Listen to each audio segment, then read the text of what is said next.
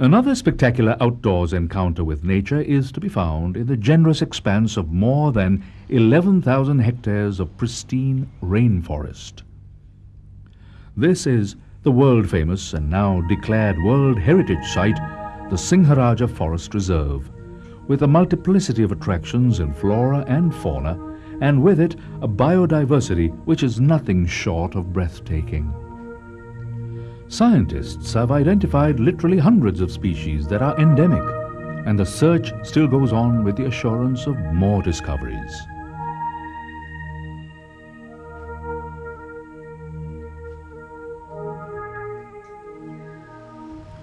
Singharaja is also the source of many of the rivers and waterways that furnish the agroeconomy of Sri Lanka with its lifeblood. No wonder that this is such a carefully conserved province, a natural wonderland that deserves to be kept whole and intact for posterity.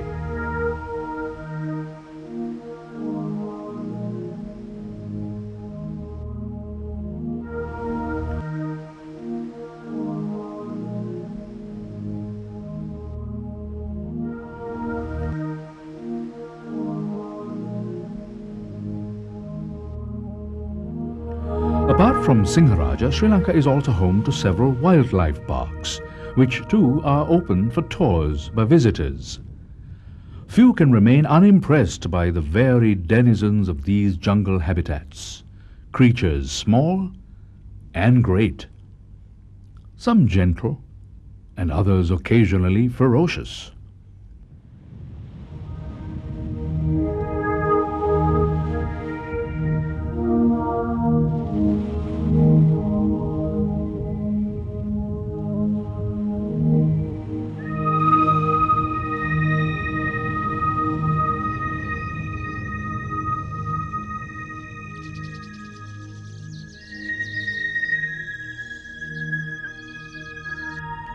Imagine an encounter with a species of deer known as samba, which populates the montane areas, or even the somewhat more rare barking deer.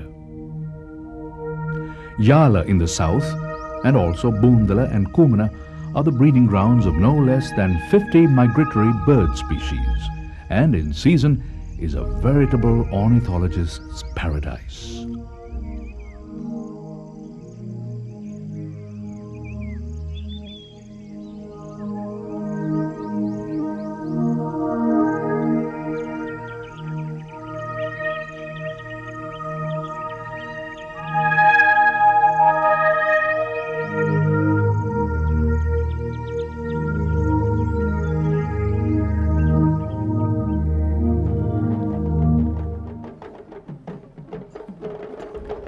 The late summer season brings visitors from near and far to view the majestic spectacle that coincides with the August full moon, the Asalaperahara in Kandy.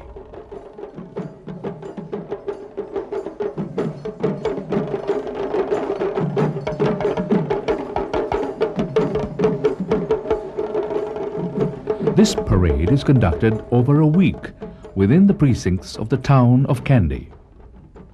Here is located the repository of the tooth relic of Prince Siddhartha, the Buddha, held sacred by devotees in Sri Lanka since the 4th century. Annually, the bejeweled casket which contains the relic is placed upon a magnificently caparisoned temple elephant, and, to the accompaniment of drums and the vigorous movement of hundreds of dancers in a celebratory gesture of goodwill and devotion, with attendant ceremonial chiefs and custodians and several dozen elephants in regalia, is conducted along the streets.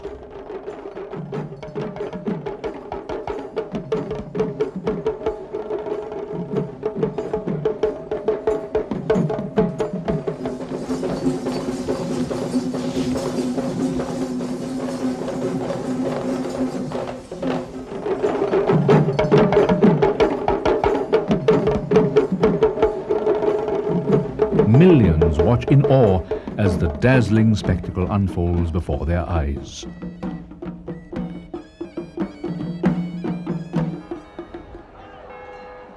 Yet another Hindu festival of Vel, also takes the streets in that same season, and that too brings people of different communities and varied ethnicity to share in the generosity the event brings about among the people of our land. The deity's image is conducted with full ceremonial vigor in a splendidly crafted chariot, decorated with light amidst clouds of incense that wafts across the gathered throng. Similar festivals are also held in the southern city of Katharagama, where a Hindu deity, the potentate Skanda, captures the imagination and holds a lure to people of other religious backgrounds as well.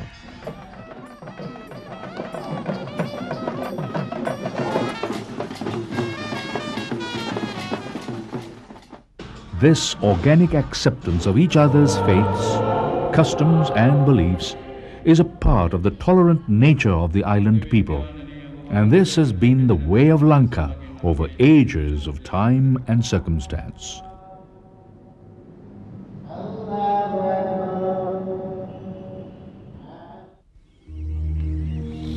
In Sri Lanka, it is possible to turn back the pages of time, at least more conveniently than would be likely in many other nations and countries.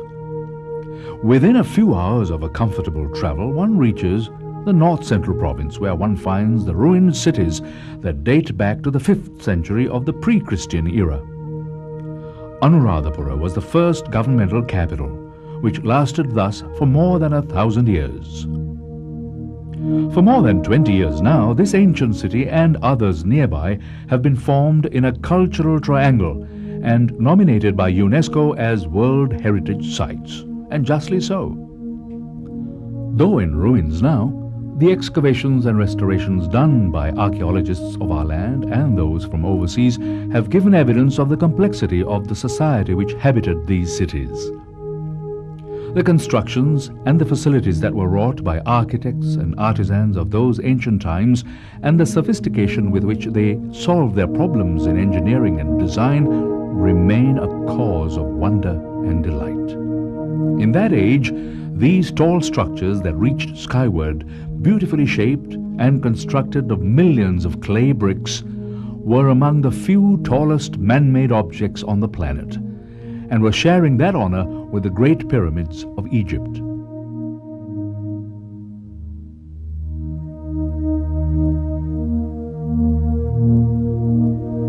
Clearly, this ancient city was also inextricably linked with Buddhism, and the many edifices and monuments confirm the royal patronage this philosophy was accorded when it was adopted by the king of Anuradhapura as the religion of state.